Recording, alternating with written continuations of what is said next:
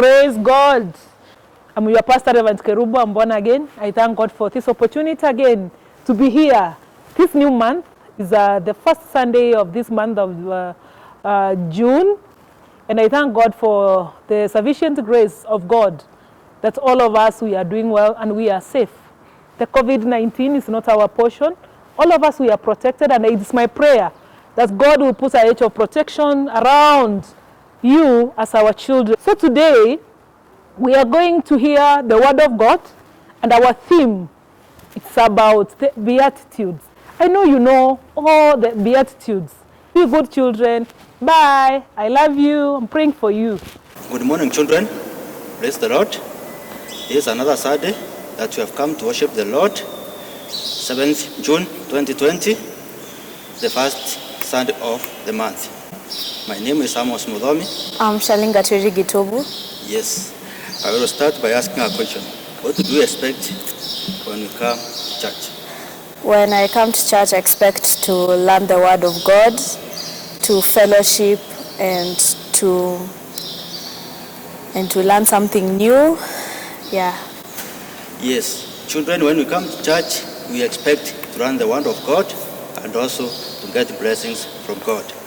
Today, we are going to learn the teachings of Jesus when he was teaching his disciples when he was on a mountainside. Let's pray. Our Heavenly Father, we thank you and worship your holy name, O God, for enabling us to see this day and to be here this morning, O God. May you, Father, forgive us our sins, O God, because, Father, we are sinners, O God.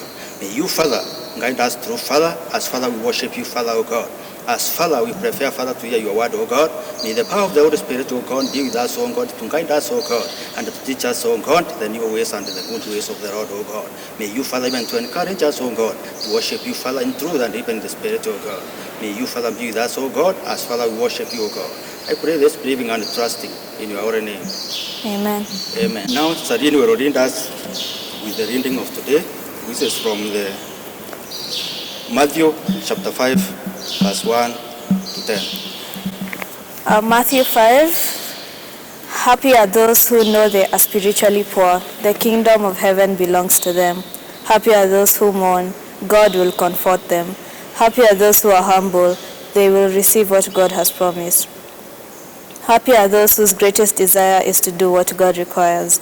God will satisfy them fully. Happy are those who are merciful to others. God will be merciful to them. Happy are the pure in heart. They will see God. Happy are those who work for peace. God will call them his children. Happy are those who are persecuted because they do what God requires. The kingdom of heaven belongs to them. Thank you very much. This is the time when Jesus met the crowd and he went up on the mountain and his disciples followed him in the mountain. And then Jesus started teaching them. And in this verse, you can see there is a word that has been repeated so many times. Sadine, can you tell us the word that has been repeated so many times? That is happy and blessed. Happy and blessed is repeated so many times in this verse. The attitude might sound a very hard word, but it's a fancy word that means happiness or blessed. And then Jesus was teaching his disciples about a good attitude to be a good followers of Jesus. And he was saying, happy are the poor in spirit. The kingdom of heaven belongs to them. Yes, happy are the poor in spirit. To be poor means you don't have enough. Means in the physical world that you don't have enough for your basic needs. But in the spiritual world, poor means you don't have enough or you are not able to do enough to be able to stand with God.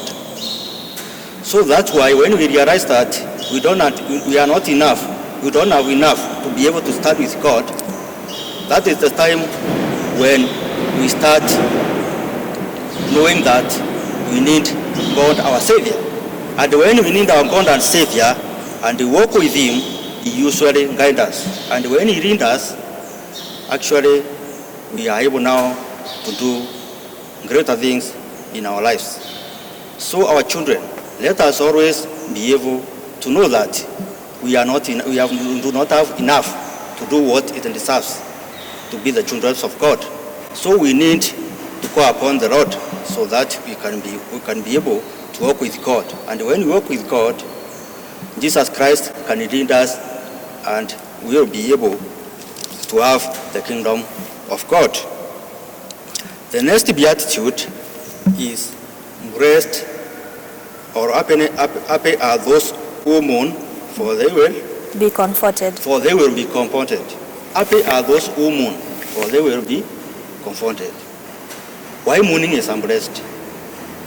Mourning is unblessed because people mourn because they are sad about when they lose their beloved one. That is when they mourn. But we as Christians, when we sin, we actually die spiritually. When we die spiritually, we need to have time to meditate upon the Lord. When you know that we are sinners, we mourn in our sins because we will go before the Lord and ask for forgiveness. And then God is going to forgive us and give us salvation. Happy are those who are humble. For they will inherit the earth. Yes. When we are talking about happy are those who are humble, it's talking about humility. They are telling us that we should not be prideful, that even for some, just being humble, accepting what you have and being grateful for it, not showing off, not saying that you're better than another person. This is what God is telling us, that even when we do that, we will receive what God has promised. Verse 6, which talks about happy are those whose greatest desire is to do what God requires. For they will receive righteousness. When you're talking about to do what God desires, it's talking about His will, the way He wants us to live according to His will. When we put God first, our first priority, He feels happy. We get blessed because of putting Him as our first priority. And when we are talking about fulfilling His will, we should do what God has required. When God tells us that we should focus on the Bible, go to church, we should do that because that's God's will. That's what He wants us to do. Are the merciful, for they will be merciful to them. God will be merciful. To have mercy is also a gift that God gives us when we are within good relationship with Him, because it does not come for free. It is a gift that we need to get when we are close with God. When we have a good relationship with God, God will have mercy on us, and He will also give us that gift of mercy, that we will be able to love one another, that we will be able to help one another, that we will be able to have mercy on other people. Happy are the pure in heart, for they will see God. Pure in heart means that you're righteous under God's eyes. Just like the way Noah was righteous under God's eyes when everyone around him was wicked. Pure in heart, yes, you may commit sins, but at least you do what you want to do, not what you want to do, but what God requires, because that will make you pure in your heart. And when you're pure in heart, you will see God. Blessed are the peacemakers. We need to be peacemakers. Peacemakers means the people who do not fight. We need not to fight one another. We should always be able to teach people on how to be good children of God, on how to love one another, on how not to revenge, on how to be able to live with one another peacefully. As children of God, we need to teach one another and to spread the gospel about how to pursue peace with one another and to have a good relationship with each other. And also, we need also to have good relationship with God. And happy are those who are persecuted because they do what God requires. There is kingdom of heaven. Yes. We have learned that even during this time, we have seen that many religious leaders have gone through persecution. For example, Elijah, Jeremiah, they've gone through persecution because they were doing what God asked them to do, to preach about the future, to tell people to stop doing what they are doing because it's not right. We have heard that we have read that they have been persecuted by the people around them because they assume that what they are doing is wrong. But even as we continue in our daily lives, you know that sometimes we'll be persecuted for doing what's right, but we should stand and accept it because we'll know that, as the way it's saying, the kingdom of heaven will belong to us. Thank you very much, Sharon. In summary, we have learned beatitude is being empty. Beatitude is being humble. Beatitude is having broken before the Lord. So when we are poor in spirit, we recognize that we need God. We need Jesus as our Savior.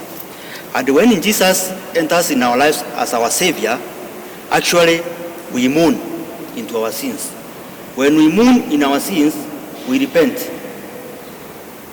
We go before God. We mourn our sins, we go before God, and meekly we submit ourselves to the Lord. In the Bible, we have learned there are two people who are so humble, who are so gentle, who submitted themselves to the Lord. One is Moses. Moses was called by God to go and lead his people. He did not question God. He was so humble. He accepted God, and God guided him. The next person who was so humble is Jesus. We can hear from the Bible that Jesus accepted God to lead him, not himself to be led by his own power, but the power of God that led him to lead the people and to teach them the teachings about the gospel. Then after that, we began now to desire for righteousness. We start now having that thirstiness, that hunger for righteousness. When you have that hunger for righteousness, now God will give us that righteousness. And when you have that righteousness, now we are going to get that gift of mercy. We have mercy to one another. We show mercy to one another. We show love to one another. And when we show love to one another, now we will live with everybody peacefully. In this world, in our families, we will live peacefully. In our churches, we will have a lot of peace when we love one another, when we show mercy to one another, and when we trust in God in whatever we do. Because for ourselves, we have learned that we don't have enough to be able or to be worthy before God. So we need God. We need Jesus in our lives. That's why we will walk with him, and when we walk with Jesus, we are going to receive righteousness, and we are going to do greater things in our lives. Sometimes there are people who are not happy. When you start doing greater things to the people, when you start loving one another, when you start showing mercy to one another, there are people who start persecuting you. God, when you follow Jesus, when you follow his teachings, when you follow his word, we usually get God's blessings. I have learned that true happiness does not come from earthly things, materialistic things. It comes from the moral values that we follow, the social values that Christ has given us to follow and to respect. Because even in this pandemic of COVID-19, we should be looking into this scripture of the Beatitudes to guide us, because true happiness, for us to gain true happiness, we have to follow these values and social and moral values that Christ has given us, because other things, yes, they might give us happiness, but not true happiness, temporary or not permanent happiness. And because of this COVID-19, this is now the time we need to dedicate our lives to Jesus so that we can be protected. Because it's only in Jesus, it is only the blood of Jesus that can protect us, so that we can be able to be captive by anything that comes in this world. Then, there are other blessings that you can receive from God. You can also receive blessings through worship. You can also receive blessings from God through giving. Even though we don't come to church nowadays, we can also give to God through our other means of payment. Like ours, we can pay our offerings and the other kinds of giving, like thanksgiving. through our pay bill number 825770. Thank you very much for listening to this word of God. Good morning.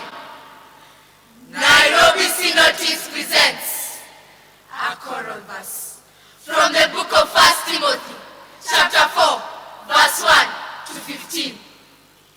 Welcome. The Spirit says clearly that some people will abandon the faith in later times. They will obey lying spirits and follow the teachings of demons. Such teachings are spread by deceitful liars, whose consciences are dead, as if burned to the hot iron. Such people teach that it is wrong to marry and to eat certain foods. But God created those foods to be eaten after a prayer of thanks by those who are believers and have come to know the truth. Everything that God has created is good. Nothing is to be rejected, but everything is to be received with a prayer of thanks, because the word of God and the prayer make it acceptable to God. If you give these instructions to the believers, you will be a good servant of Christ Jesus, as you feed yourself spiritually on the words of faith and of the true teachings which you have followed. But keep away from those godless legends, which are not worth telling. Keep yourself in training for a godly life. Physical exercise has some value, but spiritual exercise is valuable in every way, because it promises life, both for the present and for the future. This is a true saying, to be completely accepted and believed. We struggle and work hard, because we have placed our hope in the living God, who is the Savior of all, and especially of those who believe. Give them these instructions and these teachings. Do not let anyone look down on you because you are young, but be an example for the believers in your speech, your conduct, your love, faith, and purity. Until I come, give your time and effort to the public reading of the scriptures and to preaching and teaching. Do not neglect the spiritual gift that is in you, which was given to you when the prophet spoke and the elders laid their hands on you. Practice these things and devote yourself to them, in order that your progress may be seen by all.